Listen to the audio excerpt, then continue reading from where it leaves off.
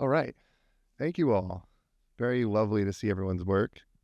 And I wanted to start off the conversation by asking, AI is really it's kind of pushing the boundaries between human creativity and AI generated content. And I'm wondering how you think that that might be changing a filmmaker's personal voice or their artistic intention when they're approaching a project or through the production itself.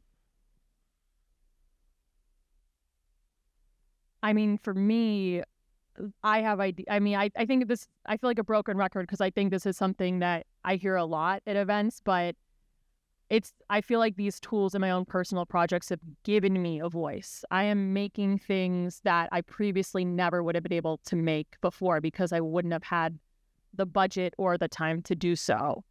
So I think in terms of how is this affecting my voice as a filmmaker, I mean, it's really giving me a voice that I may not have even had previously. I think I heard the question a little differently, but that there's a lot of people out there who have been making films for a long time, and they still have a vision, and these are now superpowering them to help them show their vision. And there's many people who haven't been in this industry for a long time and are relying very heavily on what looks like creativity, and it may be simulating creativity. And so they're coming up with lots of stuff that may not have been a vision that they've been wanting to show for a long time. And some of it may be entertaining and some of it might not be. Some of it might be slop. But we're seeing, it's interesting. I think it depends on who's using it. You as a filmmaker, a storyteller, this is a superpower. And it's a superpower for everybody, but it can be a superpower for people who don't know how to tell stories too. So I think we're seeing quite a lot of stuff out there, which, I mean, YouTube has been out there and there's an infinite amount of stuff on YouTube. So it's not like we haven't seen this before. It's just now, instead of with an iPhone, now it's with an AI generator. So just to go off that, if AI is going to democratize filmmaking, what are the implications for the industry? And how do you see that maybe evolving in the next year or two? Democratizing something doesn't suddenly mean everyone and their mother's going to do it. This is still a really hard medium, like any medium of art. And so, I think it's still within like the guise of like traditional Hollywood world. It's like it still comes down to characters and the story. If you're doing something more experimental and something more art focused, then it's still going to come down to, the taste of the curator you're trying to impress, or it's still going to come down to, the audience that you're trying to bring into your Patreon. I think at the end of the day, we can democratize tools all we want. We're all walking around with 4K cameras in our pockets. It's like huge. But that doesn't mean everyone is suddenly interested in taking the time and energy to become a filmmaker. So I do think some of that like fear-driven narrative around, well, if everyone can do it, then who's going to do it? It's like, it's the people who are actually doing it and taking the time and the grit and the energy to do it. Like I am so burnt out making my films with generative AI platforms because it's exhausting and it's long hours and everyone expects me to do it in a much shorter timeline than a traditional film. And it puts me in a very sticky spot as a director because that is what you are still beholden to if you want to make financial gains using your creative medium. You are still beholden to people that are paying you to do it. And there's this new expectation now with generative that we can just do it faster and cheaper. And so I think it's a tricky narrative if you start talking about democratizing this art form of filmmaking, because it's still about you having time, energy, and resources, whether you're self-sufficient in those things to be able to do it, or you're beholden to somebody to give you those resources and that time and that energy to do it. Yeah. Bond? Yes, that'd be great. You're at a weird time. So Lucien, Michaela, they're giving you examples of how you can use AI to enforce a higher standard on production, but you can easily see this flipping the other way it becomes evil very quickly, where producers are asking you just to go faster and faster and faster and replicate and replicate and replicate. And just like any other media, initially it replicates an existing form, then it becomes its own form. So painters paint a picture of the king. It looks exactly like the king. The camera comes out. Now photographers take a picture of the king. Painters become abstract painters. So it's very early in AI filmmaking. I think we're still about to see like what the medium is capable of. but the dangers are that the pressures in production will become like so great that it actually doesn't lead to an enhancement, but goes like breaks bad kind of and swings the other way. I think there's going to be a lot of people who've wanted to tell stories that have not been able to tell stories, right? The Hollywoods and making television and professional media has been such an ivory tower and not accessible to so many people. But there's going to be a lot of underserved communities that are going to have the opportunity to create stories and tell their stories. So I think that'll be interesting to see what happens. It's also going to create lots of subgenres and sub-subgenres and sub-subgenres, right? That there's going to be smaller and smaller audiences watching is very specific areas that they want to see.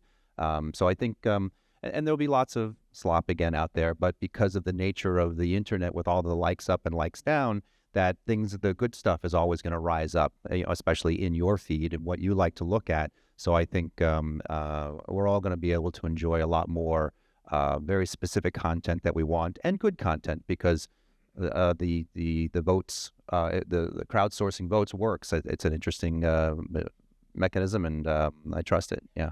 Yeah, and piggyback on that, I think craft still matters.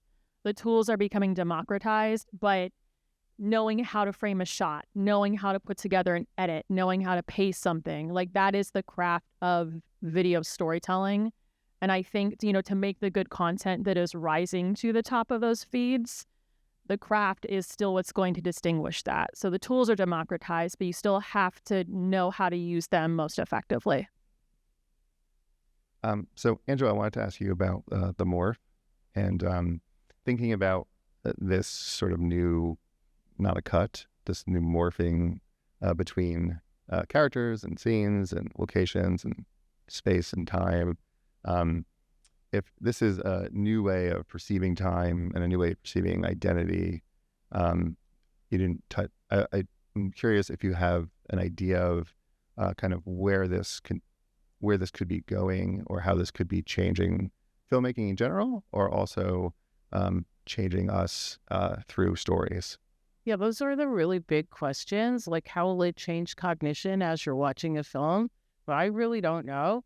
That Steiner film that you guys showed last night, there was a film last night that was almost a seamless morph for almost 8 minutes.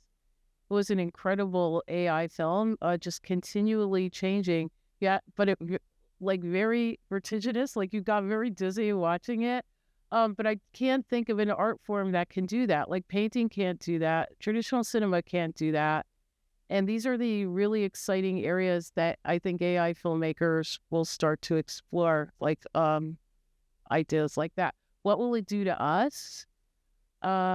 It's like, I noticed that when I play AI film like that for students in a classroom, they're very immediate, like they're very in the moment of the film. They're not really thinking ahead in story, or like following a rising action in the plot. They're just immediately immersed in the film, and it's much more like a game environment, so an experience like that. But what have you guys had those experiences working with more?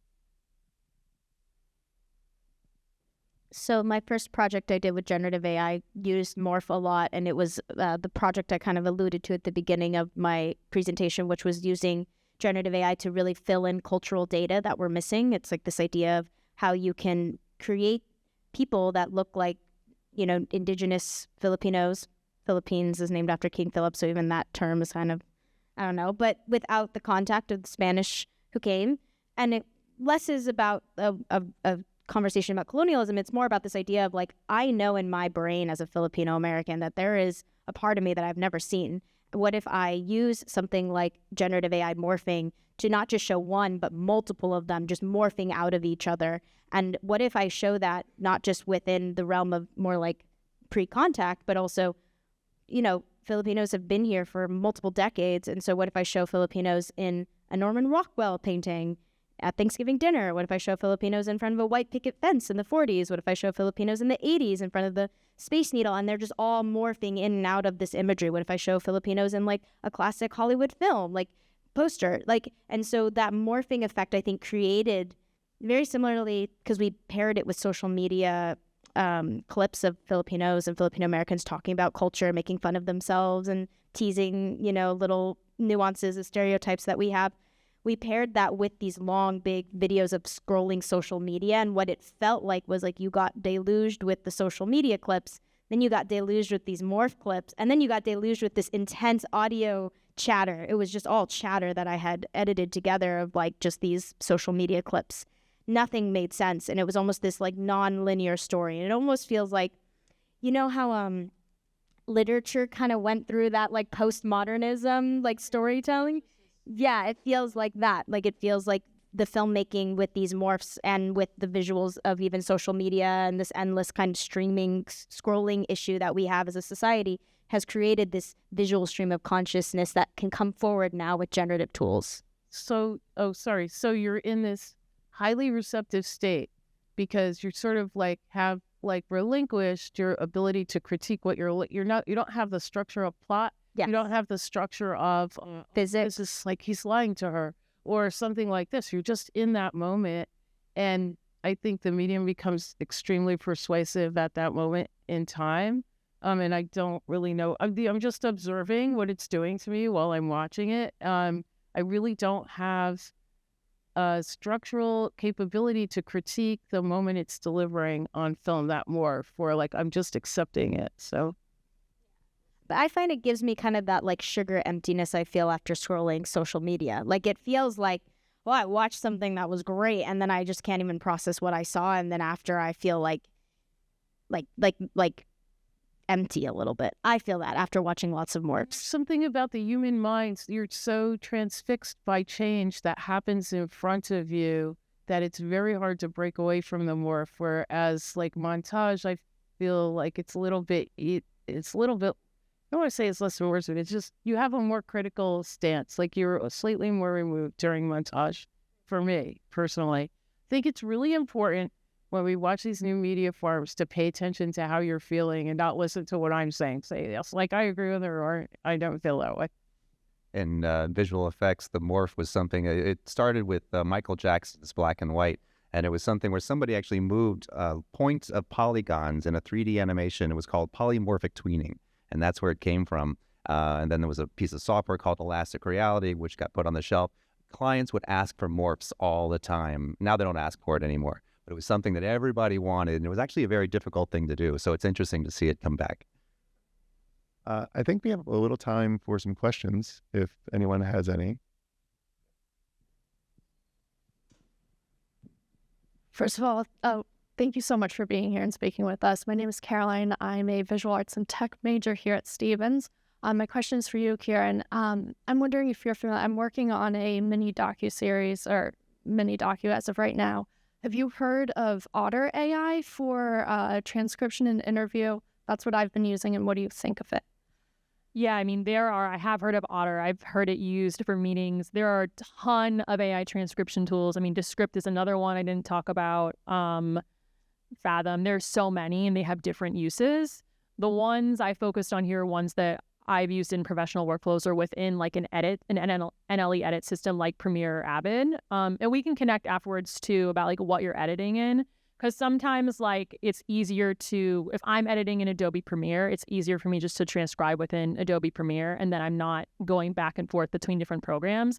But just a matter of like, if you're not a pro editor, if you're not in Premiere, if you need something that is simpler, then there are, Descript is a great tool, for example, as well. There are tools that are easier that enable text-based editing.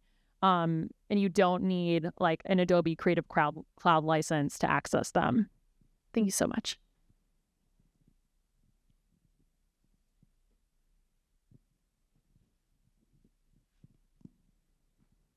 Hi, thank you so much. Cliff Watson, RPI grad student. I was curious about your thoughts about voiceovers and lip syncing. That, from what I watched all the AI movies last night and some of the works today and online, and that seems to be one of the biggest distancing factors I find in AI films, is that the voices are either robotic and over-echoed, and especially if they don't have voiceover artists, and also getting the lips to sync correctly seems very distancing to me. What are your thoughts, please? I love this question.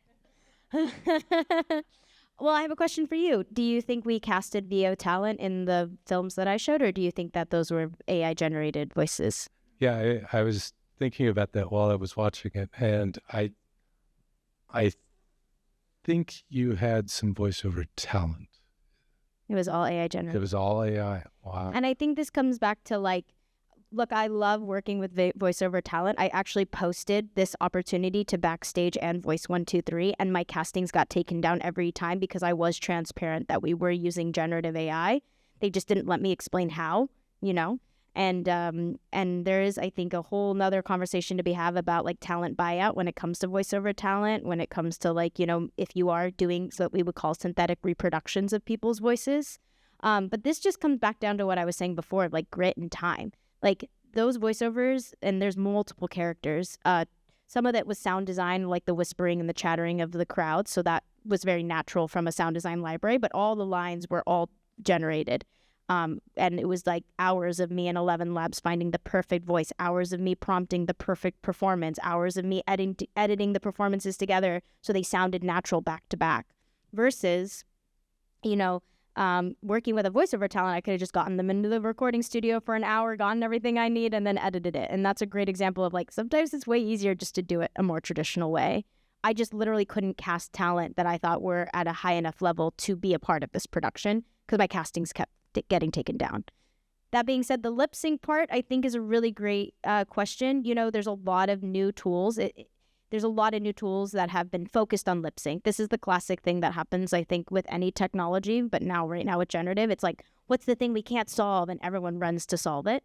So I would recommend looking into Pixverse. This is the one that we're all using right now, and it's actually very, very good at a lot of mouth shapes. We're doing it for both 2D and 3D, and I have traditional animators on my current teams that come from Disney, they come from Marvel, they come from indie art house animation, and they are so impressed with the mouth shapes it can make. One thing we are starting to do, we're starting to train models on expression sheets that artists make so that we can get more mouth shapes. And what's important, I'm almost done, is your start frame and your end frame is really important right now because there is these video models, especially when you're doing lip sync, you can train for your start and end frames. And so based on animation, if you have a certain character that you want them to end in a tilted upturned chin with a little smile, you need to make sure that's designed as an end frame. And then if they start as a big frowny, angry thing, you got to start that start frame. And then you have to hope the model can kind of understand the shape language. But that's why the viability testing phase is so important, because you need to test your art to make sure you are getting those viable mouth shapes you're looking for your performance. Sounds easy, right? Don't we all love using this technology? Yeah, and there's so many tools. There's more than one way to skin the cat. So if you're looking, Michaela, you were able to prompt amazing performances with 11 Labs. I struggle to do that. I struggle to prompt. Something that I have more luck with is more of a hybrid approach where, I'm recording for my own projects. I'm recording the voiceover. I'm recording the performance I want, and then I am changing the voice in 11 Labs.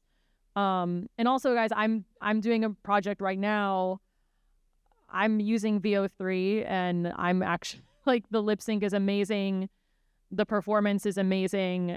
I'm doing it all with a prompt. The tools are continuing to get better. So there are a lot of solutions now. I think it's come a long way from the robotic text to speech AI delivery. Yeah, we're using lots of different tools, and it depends on what the project is. So very often, scratch tracks we'll always do with AI voiceover. It's really easy to change. Somebody says, oh, let's change a word. You don't have to go back and re-record it. It sounds very clear. You can also get the client to start to hear oh, I like the British accent, or I like it to be male or female. So that's very powerful. We do a lot of the voice changing as well. So if you do have a very particular read that you want to do, and up and down, and then you can change the voice, although sometimes it'll change the intonations as well. It's hard to control that. VO3 is very powerful, but we have a hard time getting the same voice sometimes depending on the clip. So if you have a lot of random clips all over the place that are not necessarily connected. A bunch of different characters. It doesn't matter. You don't need the consistency.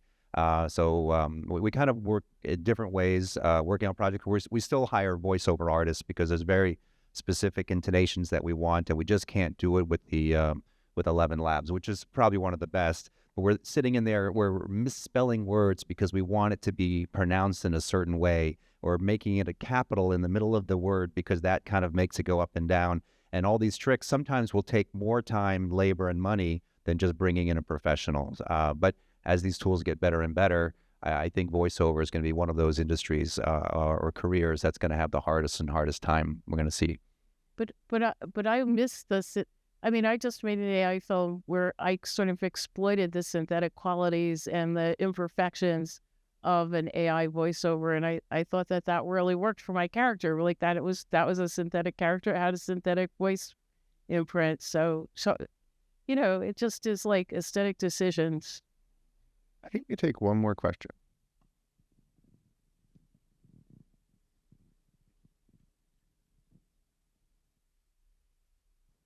Okay, well, sorry. Okay, this is one. Lots of interesting ideas. I could ask several questions, but this one's for you, Lucien. At the end of your presentation, you concluded with, these augmented headpieces, headsets, and suggested that the future would be personalized narratives based on each person's data footprint or something. And I wondered what you thought about that in light of where we are today, where society is highly factionalized post-social media, and we're having these political troubles because people get into echo chambers that are narrowed around certain interest groups.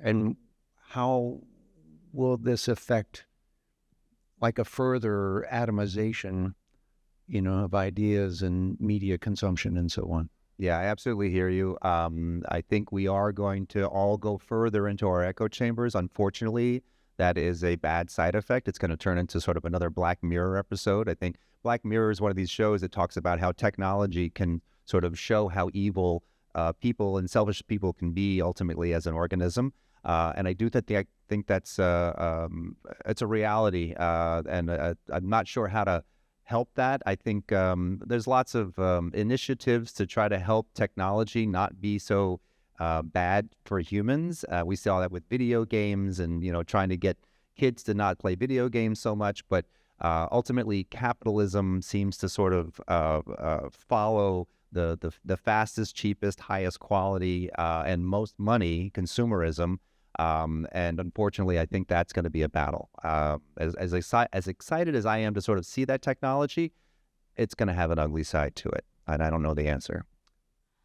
I actually think I have a potentially more positive outlook on the future. I actually think if we continue to deeply personalize, specifically like media and entertainment, that we are actually going to destroy media and entertainment, because we need crowds of people talking about that show.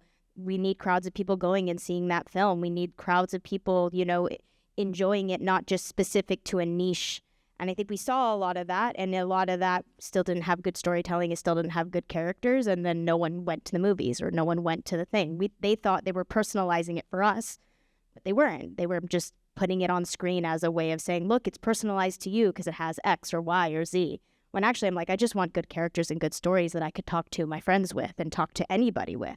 But what I do think is going to become hyper-personalized, and this is where I do think it is going to become a little nefarious, is not just in your media consumption, but actually in your physical world. I think the difference of HTML and HSML, where you can literally walk onto Stevens Institute technology and your phone is recommending very specific things for you to do while you're sitting here that are specific to your algorithm because they want you to go and buy, versus you walk onto the Lincoln Center campus and you walk on there with friends and suddenly your friend is being told to go here and you're being told to go here, and your AI plus your spatial computing plus your headset or mobile device plus your algorithm data online is giving you a personalized physical experience that is connected to your wallet and your digital world. So I do think that is where the potential nefariousness is going to be coming, is that you think you're in complete control of what you're deciding to do every day when you don't realize you're actually just being pushed currently piece by piece, calculation by calculation, to do exactly what they want you to do, to spend as much money on things they want you to spend money on because they know you will. That's where I think it's going to become nefarious. Not maybe as much in entertainment, I hope. Okay. But that also gets boring, and people like to get out of their own heads. And a great film class critique I heard once is, we want to meet the new person at the party. That's why we're going to see a film. Like, you want to see a different point of view. So have faith in people. Like, eventually social media will become boring if all it does is sell, sell, sell. And they'll find other ways of finding out about, like, Michaela's film on YouTube, where it gets 2 million views. And how would you get that distribution elsewise, right? Exactly. Yeah.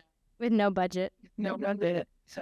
All right. I think that brings us to a close. I'd like to thank the panelists for your time, your thoughts, and yeah.